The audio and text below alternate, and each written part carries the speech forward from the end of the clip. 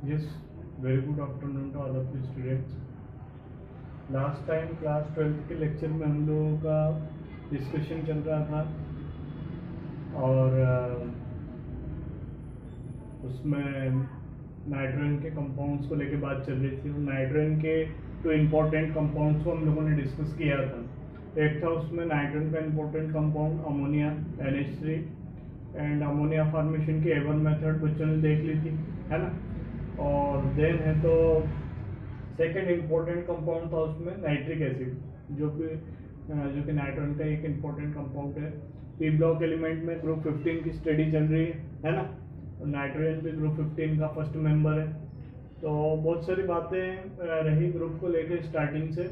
अभी जो है नाइट्रोजन के मोर इम्पोर्टेंट कंपाउंड्स को लेकर हम लोग डिस्कशन करेंगे। तो देन है तो हम लोग बात करेंगे अभी नाइट्रोजन के क्या कुछ ऑक्साइड्स हैं और उनका स्ट्रक्चर किस तरीके से है ना। तो क्वेश्चन आता है उसको लेके अलग से कि give the name of any 5 oxides of the nitrogen, their structures and their oxidation state also. तो ये बहुत ही इंपॉर्टेंट बात हो जाती है कि नाइट्रोजन के 5 ऑक्साइड्स क्या क्या रहेंगे और उनका स्ट्रक्चर किस तरीके से रहेगा। तो नाइट्रोजन के जो 5 ऑक्साइड्स हैं वो इस तरीके से रहेंगे। ये है आपका nitrous oxide, nitric oxide, dinitrogen trioxide, dinitrogen tetroxide और डाइनाइट्रोजन पेंटाऑक्साइड।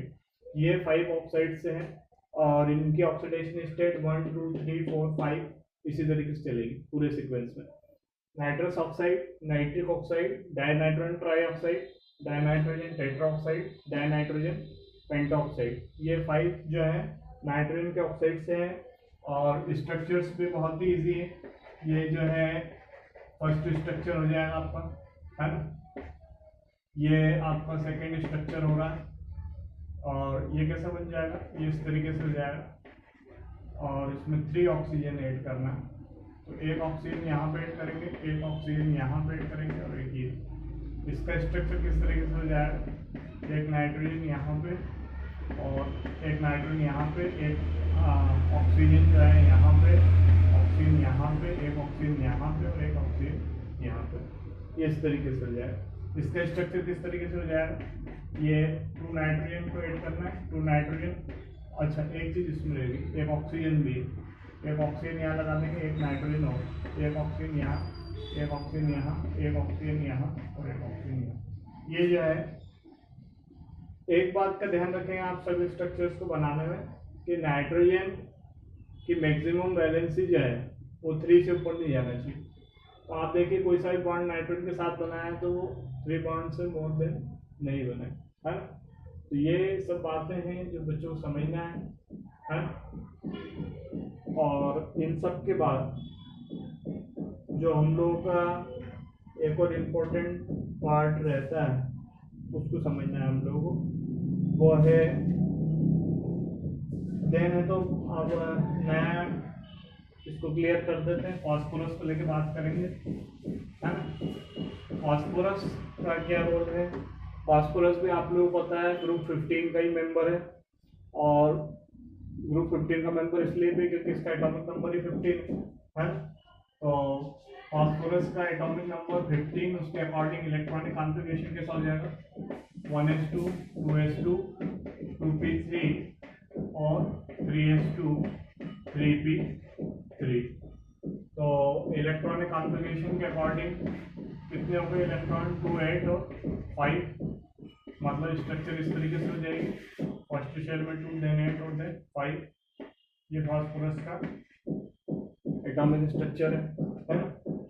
अब फास्फोरस जो है वो कई तरीके के फॉर्म में मिलता है ना। इसमें एलोट्रॉपी देखने को मिलती है ना। तो एलोट्रॉपी जो है इसके तो टोटल 13 एलोट्रॉप्स हैं फास्फोरस के। और अभी इसमें से जो मेजर एलोट्रॉप्स हैं उसमें वाइट फास्फोरस है, white phosphorus, red phosphorus, black phosphorus, brown phosphorus और येलो फास्फोरस। ये 5 जो है वो मेजर अमाउंट में मिलने वाले 5 मेन एलोट्रॉप्स हैं किसके, फास्फोरस के। तो बहुत सारे प्रॉपर्टीज दी गई है। इन जनरल फास्फोरस जो है वो टेट्राएटॉमिक स्ट्रक्चर में रहता है। टेट्राएटॉमिक मतलब इसमें 4 फास्फोरस इस तरीके से अरेंज रहते हैं, और इनका ये जो बॉन्ड एंगल है ये बहुत ही स्ट्रिक्ट हो जाता है एकदम। इस कारण ये इनकी स्टेबिलिटी क्या हो जाती है, बहुत ही कहना चाहिए कि अनस्टेबल टाइप का मॉलिक्यूल हो जाता है। और देन रेड फास्फोरस की स्ट्रक्चर भी बताई गई है ना। एक व्हाइट फास्फोरस रेड फास्फोरस का डिफरेंस दिया हुआ पेज नंबर 342 पे, उसको आप लोग पढ़ना और एनी 5 डिफरेंस उसमें से लर्न करना। जनरल बात देखी हुई फिजिकल स्टेट क्या रहेगी, तो व्हाइट फास्फोरस सॉलिड सॉफ्ट रहेगा, और जो रेड फास्फोरस है वो ब्रिटल और पाउडरस रहेगा। इसका कलर व्हाइट रहेगा, व्हाइट फास्फोरस का तो ऑलमोस्ट व्हाइट रहेगा इसे, और रेड का रेड या वायलेट रहेगा, है ना। देन इसकी स्मेल लाइक गार्लिक रहेगी, राइट। आपका जो व्हाइट फास्फोरस है उसकी स्मेल गार्लिक यानी कि लहसुन जैसी रहेगी, है ना। और रेड फास्फोरस ऑर्डरलेस रहेगा। ऐसे एनी 5 आपने डिफरेंस आप लोग लर्न करना बराबर से, ठीक है। पेज नंबर 342 से उसका 5 डिफरेंस लिख के मेरे को एक फोटो खींच के भेजना है, एक डिफरेंस। देन है तो फास्फोरस के इंपॉर्टेंट कंपाउंड्स को लेके बात किया गया। तो फास्फोरस के जो कुछ इंपॉर्टेंट कंपाउंड्स हैं उनकी यदि बात करें तो फास्फोरस के पहला एक इंपॉर्टेंट कंपाउंड है जिसको बोलते हैं फास्फीन। फास्फीन एक उसी तरीके की गैस है जिस तरीके से अमोनिया है NH3, उसी तरीके से फास्फीन बनता है PH3, है ना। तो फास्फीन क्या है, किस तरीके से है, और फास्फीन का फॉर्मेशन किस तरीके से होगा उसको देखना है लेबोरेटरी मेथड में। तो जो डायग्राम है वो हम लोग देख लेते हैं। डायग्राम में इस तरीके का एक राउंड बॉटम फ्लास्क रहेगा, और ये जो है सैंड बाथ पे रख के इसको हीट करेंगे। इस राउंड बॉटम फ्लास्क में सोडियम हाइड्रोक्साइड का 30 to 40 कंसंट्रेशन का हम NaOH का सोडियम हाइड्रोक्साइड का सॉल्यूशन लेंगे 30 to 40% कंसंट्रेशन का, और यहाँ पे हम लोग इसमें इनलेट करवाएंगे कौन सी गैस, कार्बन डाइऑक्साइड गैस, है ना। कार्बन डाइऑक्साइड गैस यहाँ पे हम लोग इसमें पहले से इनलेट करवाएंगे, ताकि कार्बन डाइऑक्साइड क्या करे कि इसमें कुछ एयर वगैरह ऑक्सीजन है तो उसको रिप्लेस करके उसकी जगह ले ले, क्योंकि फास्फोरस बहुत ही कहना चाहिए कंफ्यूजिबल टाइप का सब्सटेंस है। आपको पता है मैचस्टिक पे आता है फास्फोरस सल्फाइड, है ना, जलने में। तो 30 डिग्री सेंटीग्रेड पे ये क्या पकड़ लेता है, फायर पकड़ लेता है। इग्निशिएशन टेम्परेचर बहुत कम 30 डिग्री होता है व्हाइट फास्फोरस का। तो इस कंडीशन में हम लोग क्या करते हैं कि CO2 गैस को उसमें रखते हैं ताकि उसमें ऑक्सीजन नहीं रहे, और ऑक्सीजन को हटा के CO2 आ जाएगी, तो CO2 तो जलने में उसको हेल्प करेगी कंडीशन में। देन है तो यहाँ पे some pieces of the white phosphorus रहते हैं हम लोगों के पास, और इस पूरे सिस्टम को हम लोग एक सैंड बाथ पे लेके इस तरीके से हीट करते हैं। ये हम लोगों का सैंड बाथ है, ठीक है ना। मैंने बराबर तो नहीं बनाया है पर आप लोग समझ जाएंगे।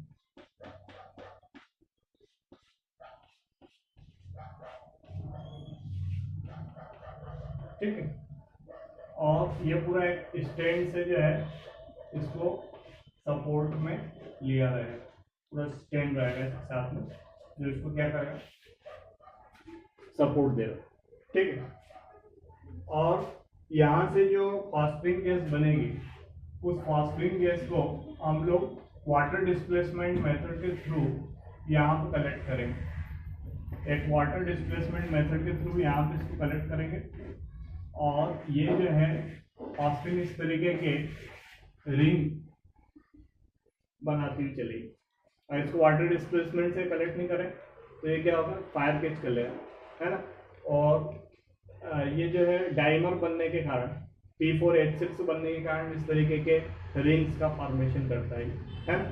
तो ओवरऑल जो केमिकल रिएक्शन रहेगी वो क्या रहेगी, फास्फोरस की रिएक्शन रहेगी किसके साथ, सोडियम हाइड्रोक्साइड NaOH के साथ, 3 NaOH ले लिए और साथ में इसकी रिएक्शन करवा देंगे 3H2O से, तो ये बन जाएगा 3H3, फास्फीन बन गया है। और साथ में क्या बन जाएगा, फास्फीन के अलावा बन जाएगा 3Na2H4PO2 है। तो ये जो है सोडियम हाइपोफॉस्फेट और ये बन जाएगा फास्फीन है। तो आगे डिस्क्रिप्शन में आप लोग लिख लेंगे, इसमें कोई ज़्यादा बात नहीं। वाइट फास्फोरस के पीसेस लेना है और उसमें 30% to 40% सोडियम हाइड्रोक्साइड को लेकर उसको हीट करना है। फास्फीन गैस जो है वाटर डिस्प्लेसमेंट मेथड के थ्रू हम लोग क्या करेंगे, कलेक्ट करेंगे, है ना।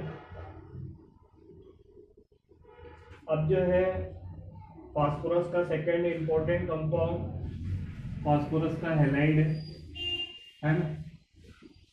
और फास्फोरस का जो हैलाइड है वो है फास्फोरस ट्राइक्लोराइड और फास्फोरस पेंटाक्लोराइड। तो पहले हम लोग ट्राइक्लोराइड बनाएंगे। ट्राइक्लोराइड किस तरीके से बनाएंगे इसको समझना है जरा। ट्राइक्लोराइड बनाने के लिए भी हम लोग एक बड़ा सा राउंड बॉटम फ्लास्क लेंगे और उसको इस तरीके से एक स्टैंड पे रख के हम लोग हीट करेंगे।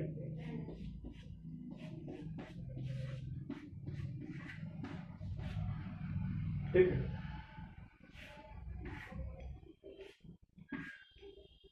और यहाँ पे हम लोग इसमें ड्राई क्लोरीन को इनलेट करवाएंगे। क्लोरीन गैस को यहाँ पे इनलेट करवाएंगे, ड्राई क्लोरीन को हम लोग इनलेट करवाएंगे यहाँ पे, है। और यहाँ पे जो है हम लोग के पास CO2 को रिमूव करने के लिए भी एक पेपर रहेगा।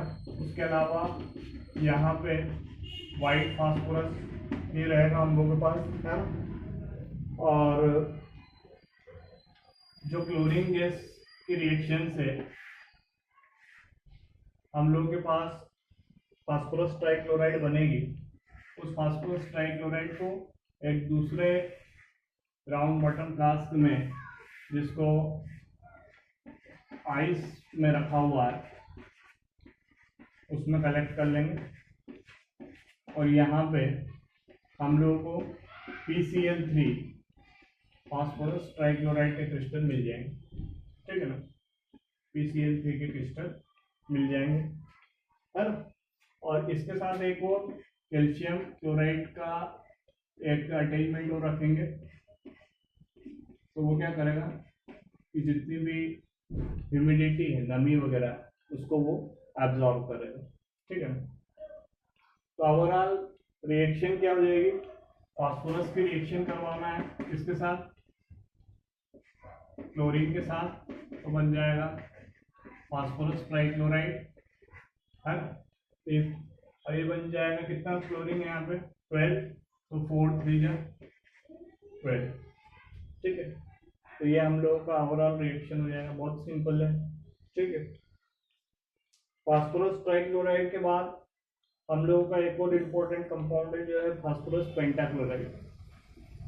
तो फास्फोरस पेंटाक्लोराइड पेज नंबर 347 पे दिया हुआ है ना। और फास्फोरस पेंटाक्लोराइड बनाना बहुत ही सरल काम। इसमें भी एक हमारे पास आइस जार रहेगा और इस आइस जार में एक राउंड बॉटम फ्लास्क रहेगा और इस राउंड बॉटम फ्लास्क में हम लोग क्लोरीन को और पोटेशियम ट्राइक्लोराइड को रिएक्ट करवाएंगे। तो हम लोगों के पास दो चीज़ें रहेगी। एक तो हम लोग इसमें क्लोरीन को इंटेक करवाएंगे, यहाँ से क्लोरीन आएगी, है ना, ये आ रही क्लोरीन। एक और इसमें जो है बीचों बीच में से हम इसमें क्या इंटेक करवाएंगे, फास्फोरस ट्राइक्लोराइड। यहाँ रहेगा हमारे पास फास्फोरस ट्राइक्लोराइड। और एक और इसमें एक ट्यूब रहेगी जो अनयूज्ड गैस को बाहर करेगी।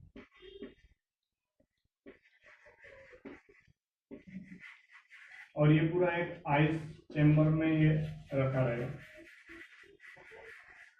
यहाँ पे सब कुछ आइस रहेगा। और इसमें क्या होगा कि ये जो क्लोरीन गैस आ रही है, ये क्लोरीन गैस फास्फोरस ट्राइक्लोराइड से रिएक्शन करेगी और क्या बनाएगी, फास्फोरस पेंटाक्लोराइड PCl5 बनाएगी, है। तो ये PCl5 जो है यहाँ पे कलेक्ट होता जाएगा और इसी तरीके से इसको बना लिया जाएगा, ठीक है। तो ये हो गए फास्फोरस के 3 इंपॉर्टेंट कंपाउंड्स, इनको आप लोग बनाना है। देन है तो क्वेश्चन आता है फास्फोरस के 5 ऑक्सी एसिड्स के नेम और उनकी स्ट्रक्चर बनाइए। तो फास्फोरस के 5 ऑक्सी एसिड्स जो हैं, मिनिमम 5 को लेके क्वेश्चन आता है। पेज नंबर 349 से हम लोग देखना। इसमें सबसे पहला है फास्फोरस हाइपोफास्फोरस एसिड, है ना। तो हाइपोफास्फोरस एसिड किस तरीके से बनेगा उसको देख लेते हैं। H3PO2 ये हाइपोफास्फोरस एसिड है, H3PO3 ये फास्फोरस एसिड है। देन ये H3PO4 ये फास्फोरिक एसिड है। हाइपोफास्फोरस जिसमें ऑक्सीजन कम है, हाइपो मतलब कम। फिर फास्फोरस आया जिसमें ऑक्सीजन बराबर है, और फास्फोरिक आया मतलब जिसमें क्या हो गया, ज्यादा होगा, है ना। मैंने एक कब आएगा और अस कब आएगा बताया था। ये ऑक्सीडेशन स्टेट कम हो तो अस चलता है, ऑक्सीडेशन स्टेट ज्यादा हो तो क्या चलता है, एक चलता है। तो ये बन गया फास्फोरिक एसिड, है ना। फास्फोरिक के बाद अपन लोग 2 और बना लेते हैं। एक बना लेंगे पायरोफास्फोरिक एसिड और पायरोफास्फोरस एसिड, है ना।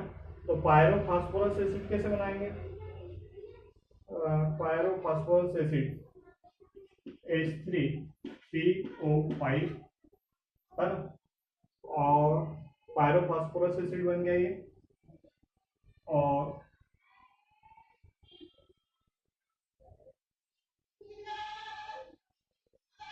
H4 लेना है, H4PO5 और पायरोफास्फोरिक एसिड H4P2, इसमें भी P2 आ जाएगा, O7, है। तो ये हो गया आपका हाइपोफास्फोरिक एसिड, फास्फोरस एसिड, है ना। Hypophosphoric acid, phosphorus acid, phosphoric acid, pyrophosphorus acid और पायरोफास्फोरिक एसिड, है। तो ये 5 नाम हो गए। अब इनकी स्ट्रक्चर्स देखना है किस तरीके से हो जाएगी। इसकी स्ट्रक्चर किस तरीके से हो जाएगी, फास्फोरस इसमें बीच में आ जाएगा, इससे 2 ऑक्सीजन अटैच रहेंगे। एक ऑक्सीजन हम लोग इस तरीके से बनाएंगे, है ना। एक ऑक्सीजन ये यहाँ पे रहेगा और 3 हाइड्रोजन है इसमें। तो 3 हाइड्रोजन में से 1 हाइड्रोजन यहाँ पे आ जाएगा, 1 हाइड्रोजन यहाँ पे आ जाएगा, तो 1 हाइड्रोजन इसके साथ चलाएगा। तो ये बन गया हाइपोफास्फोरस एसिड की स्ट्रक्चर, है। अब फास्फोरस एसिड की स्ट्रक्चर कैसे बनेगी वो देखना। फास्फोरस एसिड के स्ट्रक्चर में, इसको थोड़ा आपको समझ जाना, ऊपर लिखा हुआ फास्फोरस एसिड के स्ट्रक्चर में किस तरीके से रहेगा। इसमें भी फास्फोरस रहेगा और इस बार हमको कितने ऑक्सीजन अटैच करना है, 3 ऑक्सीजन अटैच करना है। तो 3 ऑक्सीजन इन लोगों ने किस तरीके से अटैच करे हैं ये देख लेते हैं। एक ऑक्सीजन तो भी वैसे ही अटैच करेंगे, एक हो गया। 3 ऑक्सीजन और 2 ऑक्सीजन और अटैच करना है। एक ऑक्सीजन यहाँ अटैच कर देते हैं, एक ऑक्सीजन यहाँ अटैच कर देते हैं, और 3 हाइड्रोजन है तो एक हाइड्रोजन यहाँ कर देते हैं, एक हाइड्रोजन यहाँ कर देते हैं, एक हाइड्रोजन यहाँ कर देते हैं। ये हम लोग का बन गया फास्फोरस एसिड। क्या बन गया, फास्फोरस एसिड, ठीक है। और देन है तो ये वाला बनाते हैं, है ना। इसका स्ट्रक्चर किस तरीके से बनेगा, फास्फोरिक एसिड का। फास्फोरिक एसिड बहुत इंपॉर्टेंट है, DNA RNA के स्ट्रक्चर में फास्फोरिक एसिड आता ही है ना। तो फास्फोरिक एसिड के स्ट्रक्चर किस तरीके से बनाएंगे, बहुत ही इंपॉर्टेंट है। ये फास्फोरस, यहाँ पे ऑक्सीजन, अब 3 ऑक्सीजन और बच गए और 3 हाइड्रोजन बच गए, तो 3 हाइड्रोजन से 3 ऑक्सीजन को इस तरीके से मिलाते हुए ये बना देंगे, बन गया ये, ठीक है। तो ये बन गया हाइपो फास्फोरस एसिड, ये फास्फोरस एसिड, ये फास्फोरिक एसिड। अब हम लोगों को बनाना है इसकी स्ट्रक्चर पायरोफास्फोरस एसिड की। किसकी बनाना है? पायरोफास्फोरस एसिड की। तो पायरोफास्फोरस एसिड की स्ट्रक्चर कैसे बनेगी ये मैं क्लियर कर रहा हूँ। ये हम लोगों का फास्फोरस एसिड था और ये फास्फोरिक एसिड है ना, ये फास्फोरस एसिड है और ये फास्फोरिक एसिड है। तो फास्फोरस एसिड जो है उसके ही 2 मॉलिक्यूल ले लो, ऐसा कैसे ये पर बना लो, ये बना लिया OH है ना, और उससे जो क्या जुड़ेंगे, फास्फोरस यहाँ जुड़ेगा, उस फास्फोरस से एक ऑक्सीजन है ना, एक OH ये हो गया, एक H ये हो गया, एक OH उधर हो जाएगा, ठीक है। तो ये एक मॉलिक्यूल ये है, एक मॉलिक्यूल ये, ठीक है। अब कुछ नहीं करना, इसमें से एक वाटर मॉलिक्यूल निकाल लो, ये वाटर मॉलिक्यूल निकाल दिया H2। अब ये वाटर मॉलिक्यूल निकाल दिया तो ये यहाँ पे क्या हो जाएगा, ऑक्सीजन रहेगा, ऑक्सीजन को मैं यहाँ बीच में बनाता हूँ, ये आपका क्या बन गया, पायरोफॉस्फोरिक एसिड। क्या बन गया, पायरोफॉस्फोरस एसिड बन गया है ना। तो इसी तरीके से पायरोफॉस्फोरिक एसिड भी बनाएंगे। इसमें क्या करेंगे, ऐसा कैसे एक स्ट्रक्चर को बनाते हैं, ये बनाया, ये ऑक्सीजन है ना, ये यहाँ पे एक OH इधर नीचे और एक OH उधर, ठीक है। ये दोनों फास्फोरिक एसिड है, इनमें से एक वाटर मॉलिक्यूल निकाल दो, ये पूरा वाटर मॉलिक्यूल निकाल दिया है ना, ये वाटर मॉलिक्यूल निकाल दिया और एक ऑक्सीजन बचा था, एक ऑक्सीजन है ना। अब आप देखो कि पायरोफॉस्फोरस एसिड में 4 हाइड्रोजन है, तो 4 हाइड्रोजन हो रहे हैं 1 2 3 4 है ना, ऑक्सीजन के 2 3 4 5, फास्फोरस कितने 2 है, 1 फास्फोरस ये रहा, 1 फास्फोरस, तो ये पायरोफॉस्फोरस एसिड बना। दूसरा पायरोफॉस्फोरिक एसिड कैसा बना, 4 हाइड्रोजन है तो 1 2 3 4, 2 फास्फोरस है, 2 फास्फोरस है, ऑक्सीजन 7 है तो ऑक्सीजन 1 2 3 4 5 6 7 ऑक्सीजन है। तो पायरो बनाने में कोई दिक्कत नहीं है, फास्फोरस और फास्फोरिक के ही पायरो बनाना, इसलिए मैंने ये वाले 5 लिए, ठीक है ना। तो कोई से भी ले सकते हैं आप लोग, पर कल के लिए क्या होमवर्क रहेगा, समझ गए आप लोग। तीनों जो मेथड है फास्फिन बनाने की मेथड, खासतौर पे फास्फोरस ट्राइक्लोराइड और फास्फोरस पेंटाक्लोराइड बनाने की जो मेथड है वो आप लोग बराबर से ड्रा करना, उसके डायग्राम्स और केमिकल रिएक्शंस को।